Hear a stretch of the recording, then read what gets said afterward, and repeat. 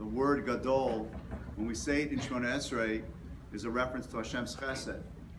Akel HaGadol, he's just great in Chesed. So if this is Shabbat HaGadol, then perhaps this is a great time. You know, even if, not during the week, but even if today you made a phone call to someone who you know who has little kids, and has been busy at work and then also cleaning for Pesach and really could use the nap on Shabbos afternoon, and you offered just to go over, call them and say, listen, I can come over tomorrow for a couple of hours to watch your kids while you take a nap. That would be great in keeping with Shabbat HaGadol and the whole theme of Chesed. Okay, so there was no faculty of our Torah per se because we have a guest speaker this morning. As you know, we have a SMEEP club in our school. That's the spot that we have a wonderful representation of Sephardim in our school. And although it is not a majority of the school, they are a significant presence, and in fact they are sure to ask us in class as we teach halacha, but does that halacha apply to me? Because I'm Sephardi, and yet there's a Yemeni in the school too, and that might even be a little bit different. This morning we are fortunate to have Rabbi Hadjiaf speak with us. Rabbi Hadjiaf is a full professor at Stern College. He I'm not even sure the timeline here, the New York rabbi and representative for Birthright. He is a writer. He's written a couple of books, and he is here by invitation of SMEEP to speak with us this morning. Thank you so much for joining us. We greatly appreciate it.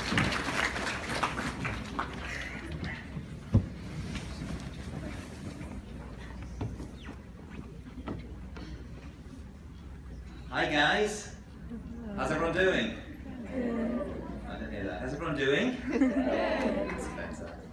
Nice to see you. It was a real pleasure to be my first time here at Bruriah.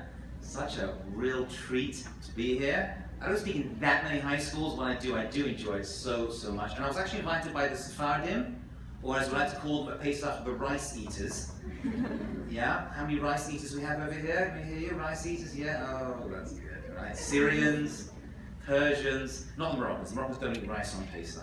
Do you know how you Ashkenazim eat rice on Pesach? You marry Sephardi. Okay, the topic this morning for this wonderful school, obviously, is Pesach. How did you know? Very smart school. That's right. Passover, Pesach, is nearly upon us, and you know that because your mothers and fathers were manic from Purim onwards. That's how we know that Pesach is on the way. I'd like to start with a question. And it's not rhetorical. I'll take an answer, if that's okay with you. We make a big deal out of Pesach, don't we?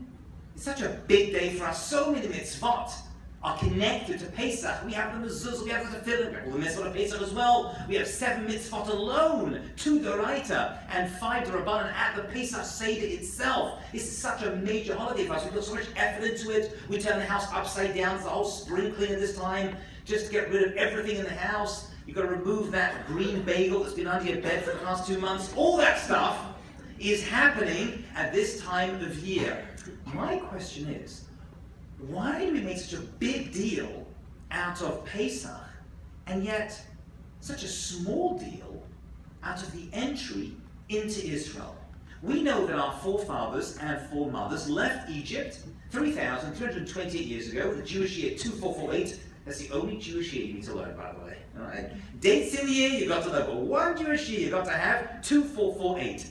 And it's a big deal out of it. And yet, 40 years after that, in the Jewish year 2488, we entered into Israel. Does anyone know the date we entered into Israel?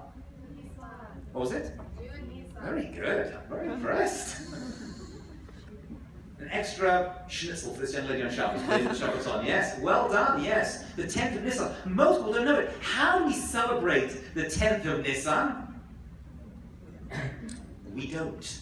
We're still in pre-Pesach panic mode. And therefore we don't even celebrate it. Isn't that weird? I mean, what would you think is more important? Just pull yourself out for a second. Let's take a macro view of all of Jewish history. Wouldn't you say that the whole reason, or we know, the whole reason we left Egypt was to get into Eretz Yisrael. Shouldn't we have a bigger party getting into Eretz Yisrael than leaving Mitzrayim, leaving Egypt? What's up with that? Why do we not have a special holiday? And you could say, well, there were many miracles that we all know about that happened in Mitzrayim on the way out, and once we're out as well. But there were at least 6 miracles that we know of written in Tanakh that happened to the Jewish people before, actually, as they entered into Israel. For example, the sea split when we left Egypt, but the sea, or the river, the Jordan River, split as well. It wasn't more of a split, more of a stop. You see, because the Red Sea, the Yam Suf, is an ocean, it needs to split. But the Jordan River flows, and it'll be now the Jordan River, those like rubber tubey things, you will do next year, when you finish you go to Eretz Yisrael. Right? So there, the water stopped and formed a massive mountain of water. People would see all over the Jewish people going to Israel. Right? The Bnei Yisrael, Yoshua, the Kohanim, they had the Aaron with them. According to one opinion, they actually flew over the Jordan River. The people were carrying the Aaron. They flew. That's impressive. And there are other miracles too. Why do we make such a big deal out of Pesach? And there's Gornish, which is Sephardi for nothing, about the entry into the land of Israel. I'll take an answer from the crowd. Not all at once. Calm down. Yes, what's your name? Shira. Shira's a beautiful name. Sing me an answer. Yes. So, like, we're still out of Mitzrayim, but like we don't still have Israel in the way that we originally did. Like we like don't live in Israel as a nation and as a whole. Like, We did. but We now, did. You're absolutely now right. we don't, and we're still out of Mitzrayim. We are still out of Mitzrayim. Absolutely right. So the Egypt, you're actually correct. The Egypt experience is an ongoing. You're stupid here, Rabbi. I'm very impressed. Oh, that one, not the rest. But you're absolutely right. So the Egypt experience is an ongoing process. The entry into Israel is a big thing and very special for us, right? But it was a one-off event, and we're still not fully redeemed. Let me put that into another form of language. We Jews are into departures. We're not that into arrivals. That's really the secret to all of Jewish history, the secret of Pesach, entry into Israel, and eventually the Mashiach coming. Let me explain. And in order to do that, I would like to take a journey with you. What I like to call a crash course in Jewish history, which is going to take me about 3 minutes. We're going to cover 5,500 years of world history and Jewish history in 2-3 minutes. Can you handle that? Yes. You know, we live in the ADD generation. So everything I do now, I have to crunch. I used to give 1-hour classes, then I get 30-minute classes, now there's 5-minute classes, now 20-second class. My name is Rabbi Lawrence, good night. Actually they say, we live in the ADD generation. You know what ADD stands for? Attention Deficit Disorder. I disagree. I believe we're in the ADHD generation. You know what that stands for? Attention Deficit, hey, donuts.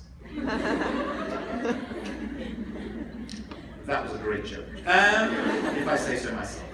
Okay, so let's review Jewish history, because you're going to see there are various themes that run right through Jewish history that are very pertinent, and now to describe to you become very, very obvious. So let's begin at the beginning. We have Adam and Eve, Adam and Chava. By the way, I work for Birthright, so I use a lot of English terms. I don't try to say Bible a lot, for example. Actually, Bible, is usually how it comes out when I talk to people. So we know Adam and Chava were in Gan Eden, and they sinned, they ate the forbidden fruit, and what happened? They got kicked out. Right? They weren't killed off. Their oinesh, their tikkun, was to be kicked out of Gan Eden. We know Cain killed Hevel. What happened to Cain? Did Hashem kill Cain for doing it? No. Hashem made him another nub. He became a wanderer around the earth. We can jump down to have Noah. Noah was a tzaddik with Dorav. We know he was a real righteous person. It's his and his daughter and his generation. What happened to him? Hashem made him sail around, right, on the Teva for a year and move and move and move. And he carries on. We have to Avram Avinu. And now we're going to see, we're going to speak about it a little bit more. He was told to lech lecha. He was told to move as well. He was doing very, very well. There he was in Ur Kasdim, modern day Iraq, Haran, and he was transferring hundreds of thousands of people to monotheists to believe in one God. And she said, nah, not good enough, you're going to have to move as well. Yitzhak, a little bit different. He was of a certain stature after the Akedah, he wasn't allowed to leave. But Yaakov, he's in and out, and he has the Shvatim, end up in Mitzrayim, go to Eretz Yisrael, right? Yosef first. We're into Egypt, into Mitzrayim, and then we are in Mitzrayim for 210 years before we leave on the 15th of Nisan, and then finally we get to leave. And we go to the Midbar. And what does Hashem do? He can't sit still in the Midbar. You got to move around. How many journeys did the Jewish people take in the Midbar? You got to know this stuff. As Bruriah students, you got to know this. 42 journeys, Membeis, inside. There were 42 journeys the Jewish people had to take in the Midbar. We couldn't just sit in one place, just wait, okay, can we get to Eretz please? Hello. When's the plane coming? No, this is use LL. LL stands for every landing always late. So why couldn't we? Not anymore, by the way, that's not a fair joke. In the 1970s, 80s, it was like that. That's much better on the show. Okay? So we had 42 journeys, and then we had to Eretz. Finally, we've arrived. Can we just sit still? And we have hundreds of years of adventure, 400 years to build a base of Midrash with Shlomo Melech. Midrash stands 410 years, and then eventually it's destroyed. We get kicked out. That's the Babylonian exile. Of Nebuchadnezzar. That's the first, the Dalit Goliath that we have to go through, the 4 exiles you have to go to. And then we end up with the Paras, the Persian exile. Right? That's the whole Purim story. That's the 70-year gap between the first and second base of Mikdash. And the Jewish people were mostly concentrated, which is very common, by the way, in the capital city. Or was actually to become the capital. It wasn't before. It became the capital city. That's what Ahasuerus created. And the capital of Persia in those days was? That's right, Great Neck. Now, thank you so much. It was just absolutely correct. That's fine. And we are there for 70 years. Eventually, we go back, and Darius II builds, allows us to build the second Beis Hamikdash. That's not for years. Eventually, that's destroyed. We have the Greek exile in between. Why? The Greeks came. By the way, we were in exile. That's a very unusual one. While we were still in Eretz Yisrael. So that goes, the gods of the Yavin, the Greek exiles, the whole Hanukkah story happened 200 years before the destruction of Beis Hamikdash by the Romans. That actually happened while we were still there. And then we get exiled out again at the time of the Romans, the 4th, not necessarily the final Galut. There is, according to some opinions, in more Kabbalistic writings, a 5th Galut that the Jewish people go through, which is the Galut of Adam, of Yishmael, who's described as a Para Adam, and that is the exile of the Jewish people under the Arab hand, right in the Jewish history that rabbis speak about. That's a fascinating topic in and of itself. I'll come back another time to talk about that, because that one really is fascinating. I do a whole course at Stone College on that precise topic. And then eventually we move out and we will spread out all over the world. Okay, where the Babylonia becomes one of the main hubs of Jewish life. And then eventually we end up in Spain, right, where the whole Sephardi thing comes from. Right? Pretty much all of you here, whether you realize it or not, have ancestry that goes back to Spain. Okay, they say, I don't know if it's true or not, something like 80-90% of Spanish people have some kind of Jewish blood. Doesn't mean they're Jewish, but they do have some kind of ancestry. We pretty much around the country until 1492, when Columbus sailed the ocean. And the Jewish people were exiled out of there as well. Don Isaac Barbanel was the leader at the time. Actually, Ferdinand Isabella, Yimach Shemam, allowed Don Isaac Barbanel to stay because he was their accountant. They were crazy, they weren't stupid. You keep the Jews to run the books. He decided not to. He left with his people on Tisha B'Av, the 9th of Av. They're very famous. We actually make reference to that on Tisha B'Av. And then we spread out all over the world. Polish Jewry, and if you're Ashkenazic, you pretty much all of you have ancestry in Poland. Okay? That's pretty much, that was the America of its day. It really, really was. I lead a trip to Poland once a year with young birthright professionals. And we came to the Warsaw Cemetery, which is going to sound a bit weird. It's actually a really cool place, right? There's so much history there. There's 300,000 people buried there, not from the Second World War. Right? This is one cemetery over like 90 to 100 acres. And there's PhD students everywhere, like, scraping, doing their research, and their tombstones. And of course, we don't have to go to Jewry later on. But for hundreds of years, Poland was the place to be, right?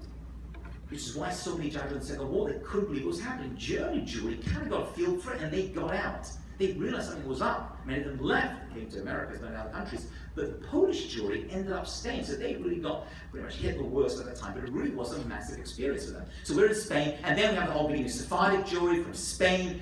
They went via Europe, ended up in the Middle East. You ended up in Iran, Iranian Jews, right? Which was my ancestry. We have Syrian Jews. We have the Moroccan Jews, the Iraqi Jews, all the terrorist states. And that's where pretty much the Jewish people end up as well. So we have this big conglomeration split of Ashkenazi Jews. During that time, it's really where it started to kick in. Then we obviously get to the Shoah, and we all know what happened there. Millions of Jews were wiped out, right? Or something like 2/3 of Jewry would be wiped out. What most people don't speak about is Sephardic history. 1940-49, there were 800,000 to 1 million Jews who were just kicked out of their homes. The Arab countries, right, this silent Holocaust, many people were killed, and many of them were just told to leave, and then all their possessions came with nothing. Right? Had to leave on horseback, or donkey back, or camel back, wherever they were coming from in the Middle East, had to leave. They don't spoke about it too much, but that's what happened to Sephardic Jewry as well. And we've got to this point in Jewish history, which is a really extraordinary, you've got to appreciate this. We're at an unbelievable moment in Jewish history. And we see the majority of the Jewish people are here in America and in Eretz Yisrael. Okay? It's about equal. Bibi Netanyahu, about 4 years ago, when the Nefesh flight came into Eretz Yisrael, stood in Ben Gurion and said, we've reached an amazing point in Jewish history. We now have as many Jews in Chutz La'aretz as we do in Eretz Yisrael. Eretz Yisrael has now reached the level of the diaspora in terms of the amount of Jewry. I don't know if that's true, and I think a lot of assimilation into marriage to reach that point, so the way we got there isn't so amazing either. And every Jew, according to a study I read a few years ago, in America, married Jewish and had Jewish kids, we'd have maybe 26 million Jews in America. Right? Imagine that. That's what they say. You can work it out. You know? So that's where. Anyway, he said, but that's very important. I just mentioned as a side point. You know, the fact we have the majority of the Jewish people in Eretz Yisrael has a major impact on one major area of Jewish thought that most people are not aware of. You never know what it is? I'll be very impressed. This is a tough one. I wouldn't have known this one. So in order for Mashiach to come, he has to be preceded by someone who's going to appear at the Pesach Seder table. Who's that? Eliyahu Navi Eliyahu. And he's going to come in, right? Open the door. We have the fifth cup, Kushal Eliyahu, right? Which one of you is going to nudge the table so it spills a bit. You see, he drank some, you know what I'm talking about? That's the tradition of our families. And he's going to come in now. He is a Navi. He's going to announce Mashiach someday, a day before, something 2 days before Mashiach comes to be announced. Which means, by the way, that Nevuah, prophecy, is going to return to the Jewish people, says the prophet Joel, before that great and awesome day. Before Mashiach comes. And he says your adults and your men, even your children are going to prophesy as well. You're all going to come to be him. Imagine that. Now, in order for that to happen, you need to have a couple of things which is fascinating. Number one, you need to have the majority of the Jewish people in Eretz Yisrael. You see, when a Navi spoke, he wasn't just like talking, just wake up, hello, I'm a prophet this morning. No. Now, I know right now the Jewish people are no longer a prophet organization. Don't grow up my jokes, that was fantastic. But we will be again. And so we've reached this point, this tipping point of Jewish history. Listen very carefully, my friends. This is very important. Because we have more than half, 50.0001% of the Jewish people in Eretz Yisrael. That's when Nevuah can come back. Number two, the Navi can only prophesy from Eretz Yisrael. There were a few exceptions to that, but even those exceptions where they prophesied outside Eretz Yisrael, like Jonah, for example, they received the prophecy in Eretz Yisrael. But it doesn't take away from the truth. We're reaching an epic point of Jewish history. And so we have all these Jews in America, and all these Jews in Eretz Yisrael, okay, except the Israelis who are leaving Eretz Yisrael to sell ahava cream in the malls, in these middle sections over there, you know. Gum, I put ahava cream on your hand, gum, Rabbi. Well, thank you so much. Uri, I appreciate it, but keep it to yourself. But these people do very, very well. There's actually a friend of mine in Chicago, he works in Jewish outreach, Israeli guy. He's full-time working with the Israelis in the malls around Chicago. There's so many of them. His wife bakes chalot for them, he goes and visits them, they come to his house for Shabbat. He's transforming all these ahava t-shirt selling cream people, you know, one mall at a time.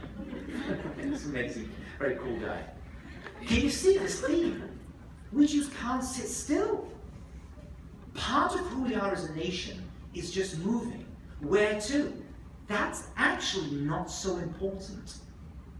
We see that from Avraham Avinu. Avraham Avinu was told to Lech Lecha, the first of the 10 tests of Abraham. He was told to Lech Lecha. What does Lech Lecha mean? You all know your Rashis. Lech Lecha means for your benefit, or for you, to you. Don't even say it in English, right? Are you going to find yourself? I didn't find myself. I'm here. No. If you're going to find yourself, you've got to move. We are the people of movement. We're into the journey. The destination? Will I ever get there? Even Avraham Avinu was not told where he was going. We know he was going. He was going to Canaan. He was going to the state that was about to be Eretz Yisrael one day. But Hashem doesn't tell him. Why not? Say Chazal, because who knows whether he'll get there or not. It's all about the journey itself. And that's who we are. And that's why I pretty much predict that most of you, well, that's changing, but I would say your parents, some of you were born over here, grandparents, great-grandparents probably weren't even born here. I mean, is there anyone here who knows if they're like fourth generation American?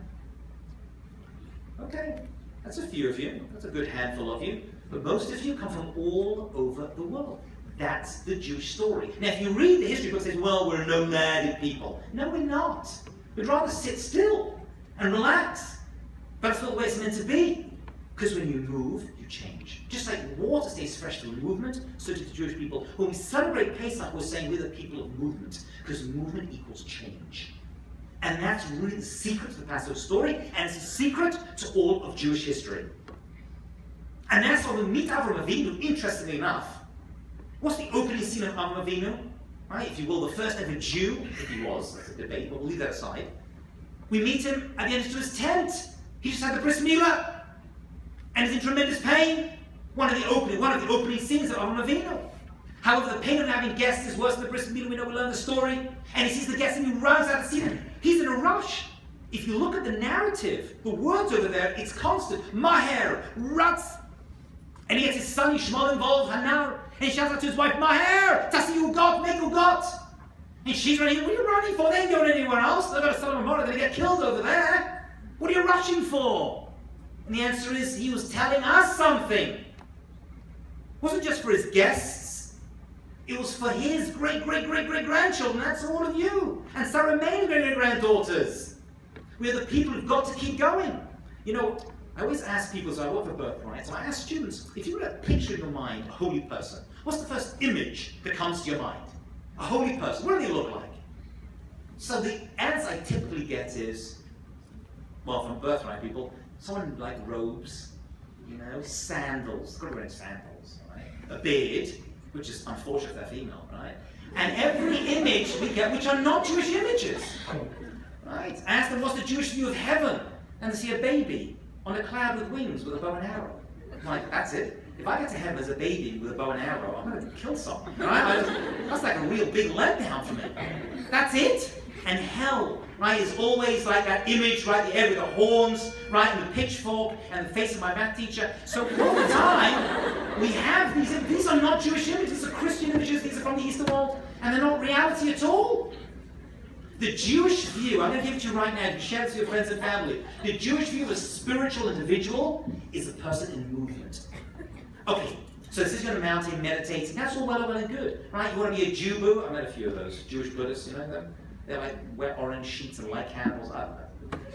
They're up to something. Right? But that's not the Jewish view. The Jewish view is so I'm moving. Avinu says, I am moving. I'm a growth-oriented person, and he's moving. So I say, forget those images. See a person, right? A woman running with 9 kids following her. Hopefully they're all hers. Right? Or the guy running along, right? The six is flying, helping someone for Shabbat, to be cholim, running to the basement, trying to raise money, learning, whatever it is. There's constant movement and activity. That's exactly who we are.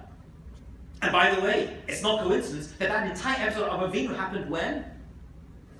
On Pesach. The ugot, that's what Rashi says, a little bit later, just about lot. The ugot that him and his wife made, well, what's ugot a code word for? I know what Hebrew is cake. You're going to find out when you get there to Strofi or later of learning. A lot of that coming.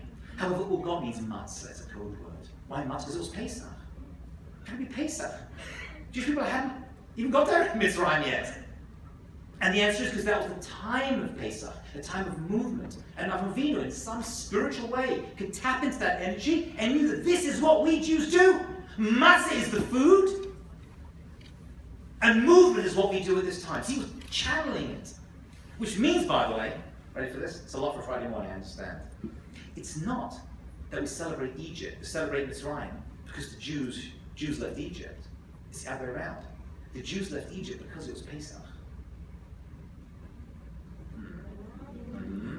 Who's talking about this for sure? I'll say it again.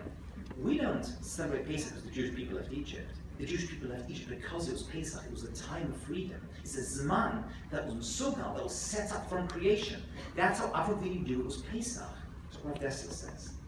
He understood this is the time. Zman, by Yom HaMahem in those days, but Zman is there. This is the time.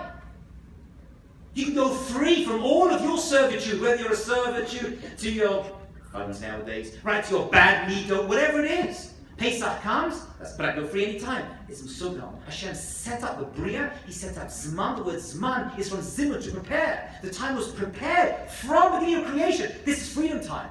It happens to be the Jewish year 2448, on the 50th of Nisan, the Jewish people tapped into the energy and they got out. Could they have got out a year before? Yes, they weren't ready. A year later, there would be no Jews left. That's what the Haggadah says. Had the Jewish people not left at that moment exactly, we would never have got out. And we wouldn't become the Jewish people. And that's why only Chamushim Yahweh. What does the Torah say? What does Rashi say Chamushim? Come on, you Rashi's people. Oh, God bless you. That's right. Only a fifth left. 20% of the Jewish people left. What happened to the rest of them? So we learn as children, which you are, sorry, patronizing, that they all died in the Makat Choshech. That's what Rashi says. They died in the plague of darkness. So the Mitzrayim wouldn't see it. They wouldn't, feel happy about it. We wouldn't feel disheartened. But you know what? They weren't all killed on the Makat Choshech. A whole bunch just said, I'm not interested. I don't want to leave. We'd rather stay. Imagine that. Are you going to a desert? Off you go. There have been two great journeys in Jewish history. One is Avram Avinu leaving Ur Kasdim, and the other is Moshe Rabbeinu, the Jewish people leaving Mitzrayim. And they're unique because they are akshanim, they go against the grain. No one left Ur Kasdim. Ur Kasdim was the place to be. Mitzrayim was the place to be. No one leaves. It was a North Korea in the state, Mitzrayim. No one gets out. That's the way to picture it, by the way. If you need to picture it, think of North Korea. And 2016 people still can't get out. Like, you can leave a country. No, you can't. Hashem has given us a dogma in this world to see exactly what it was like.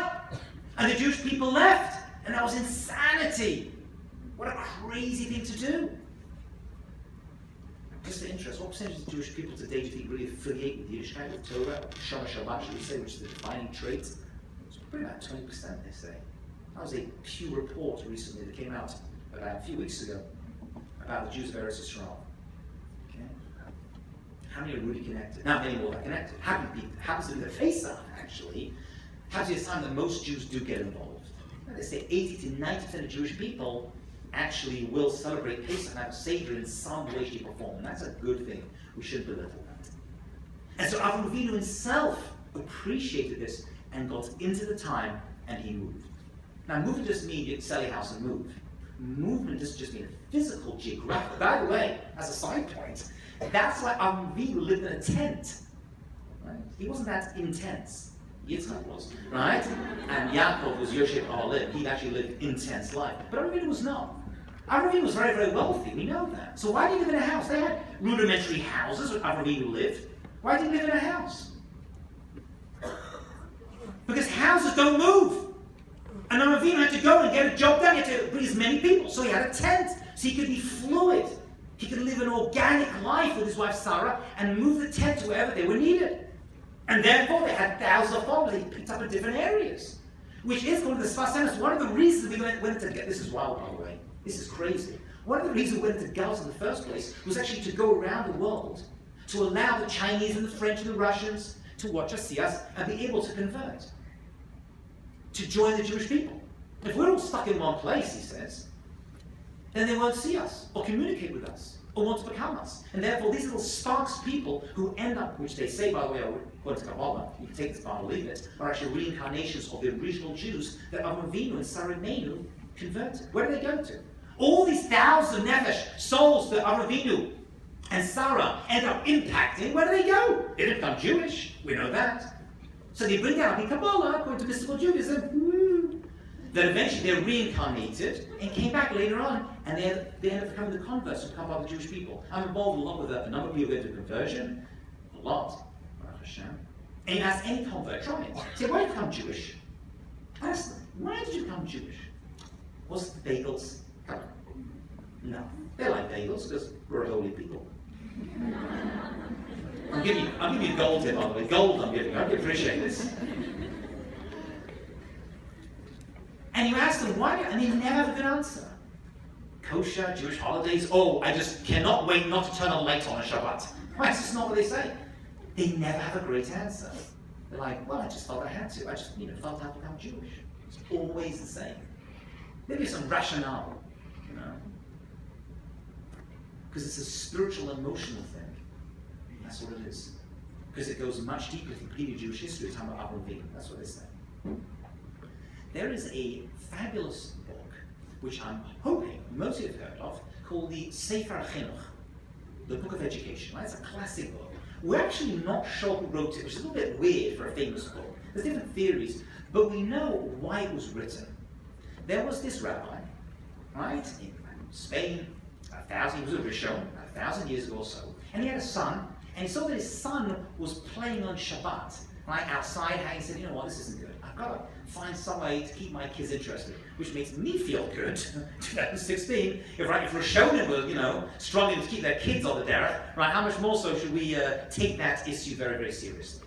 Anyway, so he said, you know, I'm going to write my son a book for his bar mitzvah. Isn't that nice? Not for a big party. I'm not bringing world-famous singers. I'm taking a vacation. I'm going to write him a book for his bar mitzvah. And so he wrote him a book. And he said, I'm going to write this book giving you the reasons for all the mitzvot. I don't care what the mitzvah is. Every single mitzvah gives the reason for it, which is a wild thing to do, because there are other people who say you shouldn't try to do that. But there are others that do, Rambam and others. And he followed that derech. And he gives what's called the Shoresh HaMitzvah, or the Tam HaMitzvah. Tam means the taste, because you know the reason for a mitzvah, now you can taste it. You get more taste out of the mitzvah itself. And he divided the book according to the parashiot, and in 613 sections, which makes sense, because you have 613 mitzvah, right? And he gives a reason each one, every single one of the Tarot mitzvah, right? And this book is a classic, studied everywhere. And for people who work with Baba Tshuva, even everyone studies this, by the way, it's not just true. Everyone gets something out of it. Anyway, in this book, near the beginning, he makes the following very interesting statement.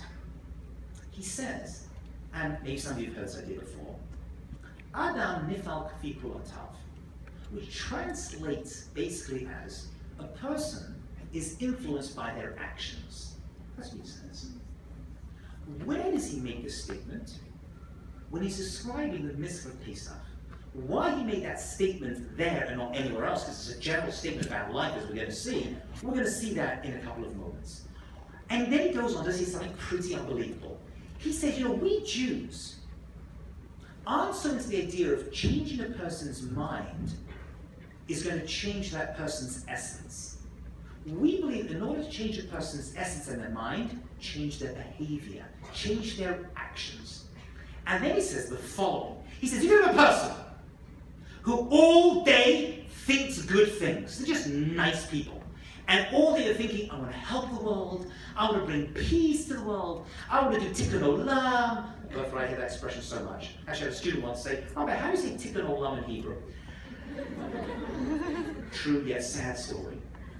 And he said, you're a person who's thinking nice all day, every day, all they're doing all day is thinking nice things.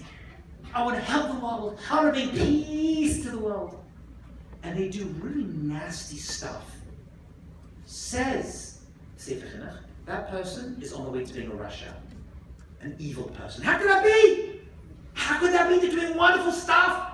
They're thinking good stuff rather, but they do bad stuff. They're nasty people. I don't know, whatever it could be. But it's been Abu Chaveru, Ben Lamako. Eventually that person's going to become a terrible person. And then he says, the opposite is true as well. You can have a person who thinks bad all day. All they think is, I want to hurt you. I don't seem very, very nice, right? That's what they think. I'm going to hurt them. I'm going to injure them. I want to bring so much pain. And yet, he says, they do a small, simple act. They put a coin in the pushka, right in the charity or the tzedakah box. He says they're on the way to being a tzaddik. Why?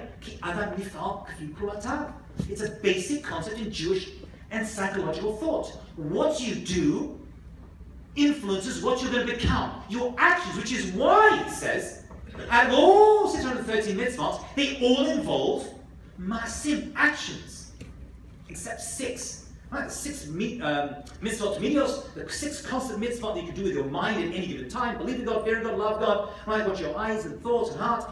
Besides those ones, every mitzvah, you want to do something, you're going to change. You know, a great story about Chofetz Chaim. Beautiful story. The Chofetz Chaim was approached by a guy who was offered a job in a bank.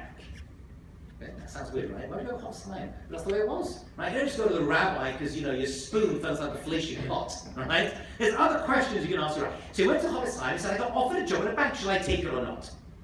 So the Chofetz Chaim answered in a very unusual way. He said, it depends. It depends whether you're at the withdrawal window or the deposit window. In those days, the banks had separate windows. You may have seen like little pictures with the bars of the window, you know, when they used to have the things with that little hat, and a little pen. Yeah. Anyway, so in the old days, that's the way it used to be. And he used to have two, one for withdrawing your money, one for depositing. There were different people, different tellers at different part of the bank. And he says, you know what, you can take the job if the position of the bank is in the withdrawal window.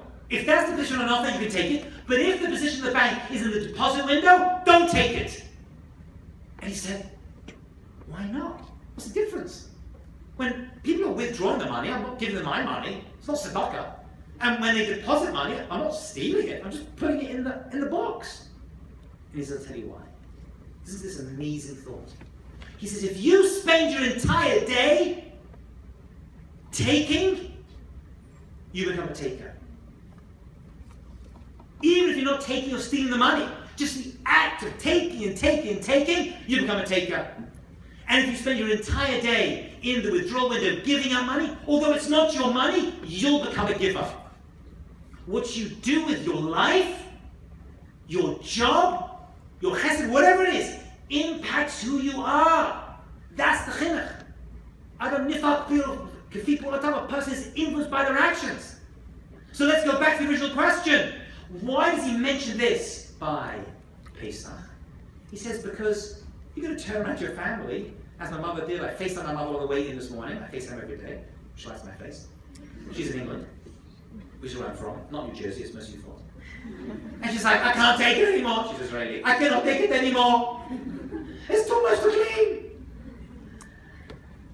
And the truth is, I didn't say this, I was like, you're right, Mom. I love you, keep coming. But the truth is, she's right. And the Sefer Chinuch said, you know what? That's true for everyone.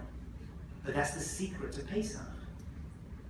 Because the more you clean out your house, not just the physical house, but your inner house as well, your inner bias, the more you are going to change as well. That's what you're going to become. You're going to become a person that is into change and improvement. It's a movement once again. So we don't celebrate Pesach by sitting around, playing guitar, right? That's all well and good. You prepare for Pesach by getting involved in doing actions, ma'asim. And Pesach night itself has these ma'asim as well. Can you handle some more? Yes, Rabbi? Okay, fantastic. And it goes like this. Let's just come full circle, and you have a nice package to take home, and tell your parents you actually learned something in school today. Baruch Hashem. You're welcome. It goes like this. One thing.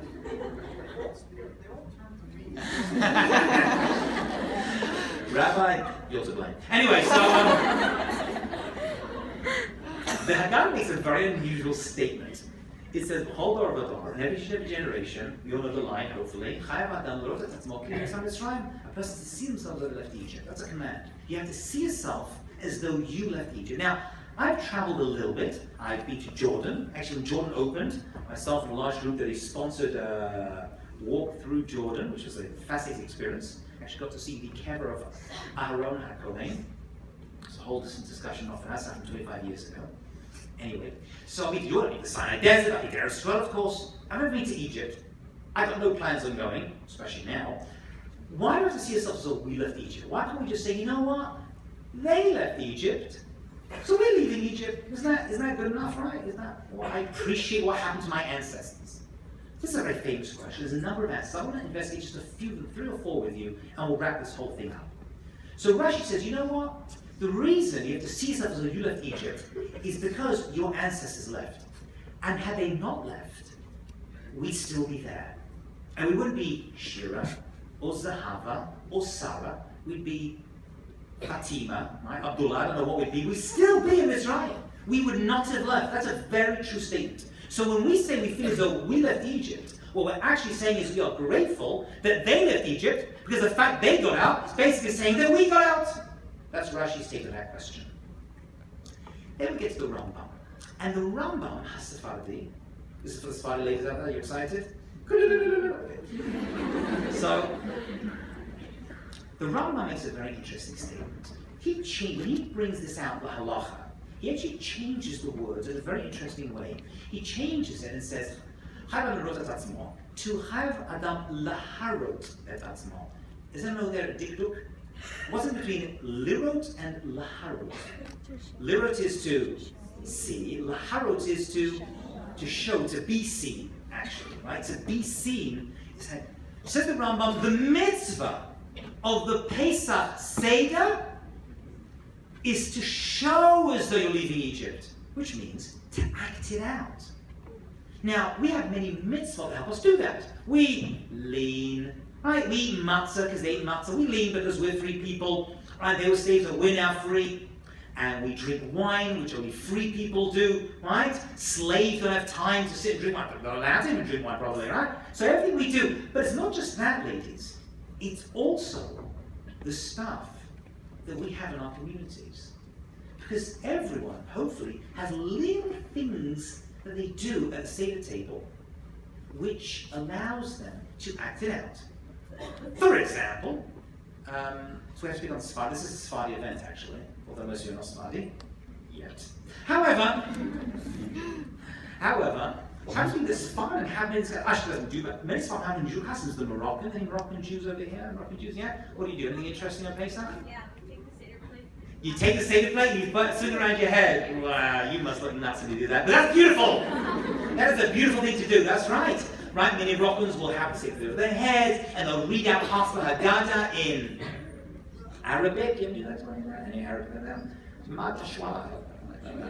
But they do that as well, right? Some people, anyone else, any other minhagim from the Moroccans over there? You Moroccan? Yeah. Yes, what do you do? Well, instead of the sheep bone, you have the head of a sheep. You don't have a shank bone, you have the head of a sheep. Wow. I love that. You know what? I'm calling my wife. I want a sheep head at my table. My daughters will love that. Actually, on Rosh Hashanah, to be honest with you, we actually do have a little head of a sheep on the table with the teeth. And I always kiss it on the lips. I always do that as well, right? You know what? My daughter's like, oh, they love that. Abba, stop! I'm like, he loves me. Gotta make it memorable for the kids. It's all about the kids, right? That's what it's all about. Wow, so no shank, but you have the actual head of a sheep over there. Sitting here, put an apple in its mouth, just like full effect over there. Love it. Not being very serious. I love head of sheep. Any Persians over here? Persians! Hello! By the way, a bit misnomer, Persians are not Arabs, by the way, you do realise that, right? They're Ashkenazim, they're all the same. No, Persians are Arabs. Arabs is from Arabia originally. The Persians are Muslims. They could be Christian as well, right? They're Muslims, right? They're nice. Persians are nice people, like the cat. Meow. Like a nice Persian carpet. No, soft and nice. What's your name, my dear? What? Yael. What do you do at your Pesach Seder table?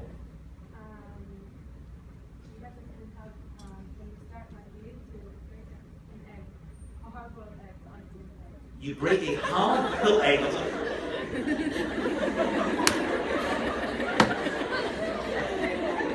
my God, that is awesome. You break a hard-boiled egg on someone's head and you're gonna magid. Wow. Who do you choose? Two guests that are happening. Oh.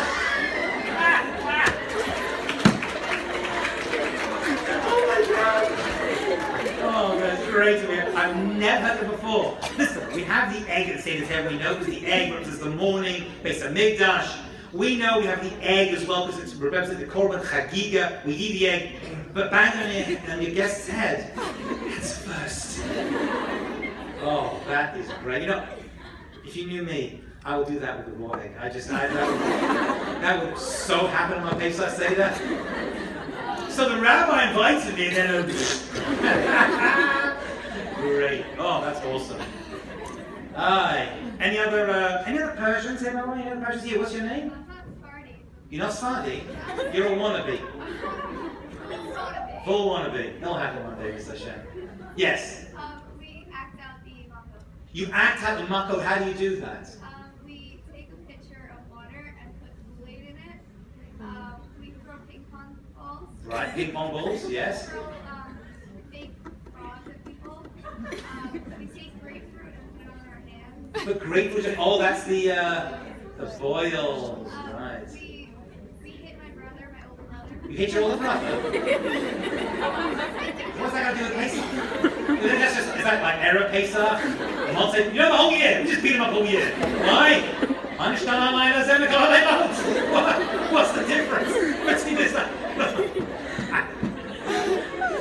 You should be smarty.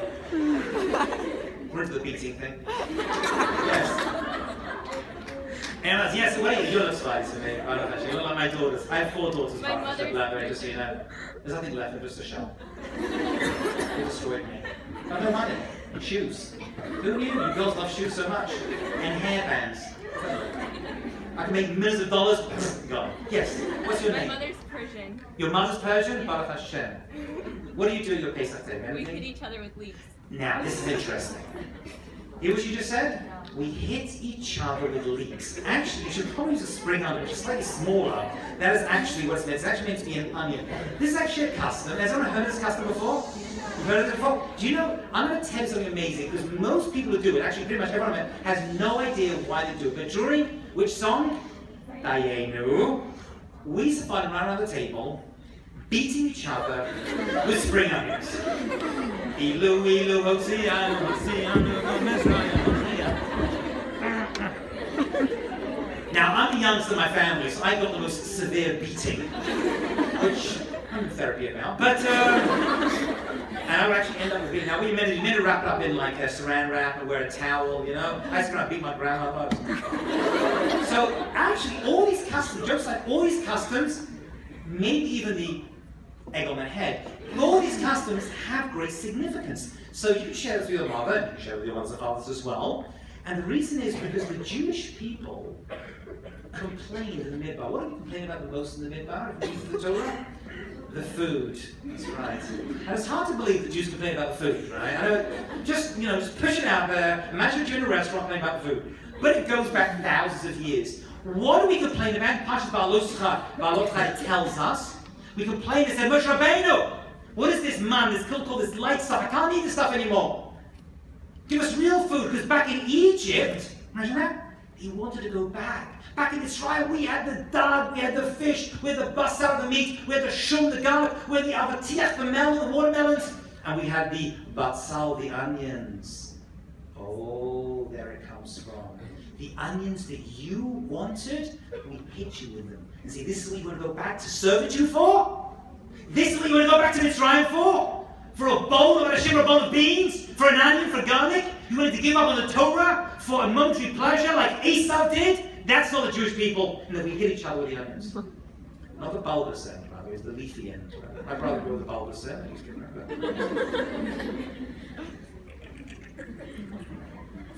So all these beautiful minhagim, and that's the Rambam. The Rambam is saying all these things are good, and you can make your own ones up, you know? On Rosh Hashanah it's the same thing, but on Pesach it's very important, because on Pesach it's all about kids. And Rabbi Akiva tells us that he used to basically make Pesach very, very exciting. And he would, it sounds unusual, but he would actually get his kids to stay up on Pesach night by giving them little like walnuts and little nuts. And would that work today? Where's my Afikoman gift? There you go, a hazelnut. That's called Pesach suicide, right there. Just killed me right there and then. It's the new nut. So that's the Rambam. Laharot, we act it out. That's a very big thing. We want the kids interested. But it's very interesting as a side point. We really want our kids. We don't keep our kids up Rosh Hashanah. We don't say, kids, it's Yom Kippur. You better take a shluff. Erev Yom Kippur, so you can stay up till late. You 5-year-olds like, what? But Pesach we do. Pesach, it's all about his Vigatal Bilcha. One of the 2 mitzvahs that rise to do the Pesach table is the matzah and the Haggadah. He tells your kids. And you make them ask questions. And you make them ask and ask. Manishtana, great question. And we wash our hands twice. Orchats. And the kid's like, we're washing our hands. No bracha tonight. What? No bracha. But how can we always make a bracha and wash our hands? Tonight's a different night. Not the same. Why? I'll tell you why. Because your great-great-great-great-grandfather and your great-great-great-grandmother were slaves in Mitzrayim. And Hashem took them out with the Zuratul, with an outstretched arm, with great mothim, with great nissim, with great miracles. And that's what we're here today as the Jewish people. So Pesach is all about the creation of the nation, and you've got to get your kids involved. You've got to get them interested. And therefore you've got to throw ping pong balls, You've got to beat them with spring iron, You've got to crack eggs on their head. That's abuse. But whatever it is, it's all okay. Because it's all about you. And that's what Rabbi Akiva was telling us. And that's why your parents say, you take a little shluff Erev Pesach. Why? To get out of my way, I'm trying to make the Pesach table. And you pretend you're asleep. All these things have such a major... I must tell you one story, hope you don't mind. I have a friend of mine, a good close friend of mine, who grew up completely secular in New York. I mean, like, totally. I mean, no Yom Kippur, Gornish, but he had a Pesach Seder. That was it. His father, I love Shalom passed away. His father was a very famous doctor, very well-to-do, very successful, author as well. And he had no Yiddishkeit at all, Gornish, nothing at all. And he told me the following story.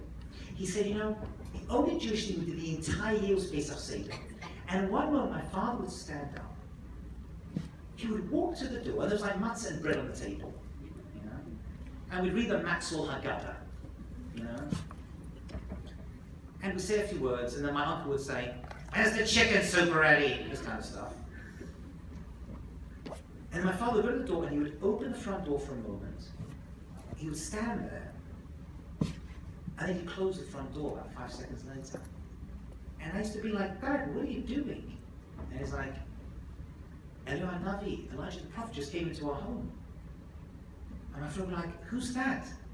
And he says, "I don't know, but this is what my father did, and my mother. This is what my grandfather and my grandmother did. And if you go back, this is what we've always done." And he said to me, the reason I've become frum later in life, he ended up in yeshiva with me, I was a therapist in Queens, he was my best man at my wedding, my shomer. And he said, you know what, had it not been, this is this amazing thought, had it not been for those 5 seconds once a year, I would not be a frum Jew. We put so much effort, we spend thousands of dollars, I do too, on our kids' education, and time and money. And you know what? Maybe it does something, maybe it doesn't. But just those few moments of honesty and real avoda can change a person's life. And many of you will look back in your lives, I don't want to patronize you, little children, but you look back at your lives and you'll be like, you know, I learned so much, and Bruriah was fantastic, and schools and yeshiva was fantastic, and my learning was great. But I remember one thing a friend said to me, it changed my life. You may have had that experience already. Just 2 words, and it's like, whoa, it changed who I am. And that's the Pesach Seder.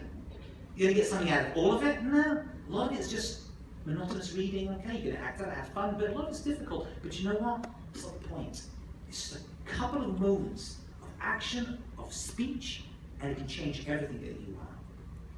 My blessing to each and every one of you, hundreds of young Jewish ladies, Hashem should bless you with continued success in your learning. You should be inspiration to the Jewish world, because many of you are going to end up, all of you are going to end up representing your people in one way or another. Hashem should give you a beautiful, sweet Pesach. You should continue the traditions of your grandparents, your great-grandparents, all the way back to Avraham Avinu. Then led us eventually to leave Mitzrayim, to become the people of movement, people of action. And have a wonderful Pesach. Thank you.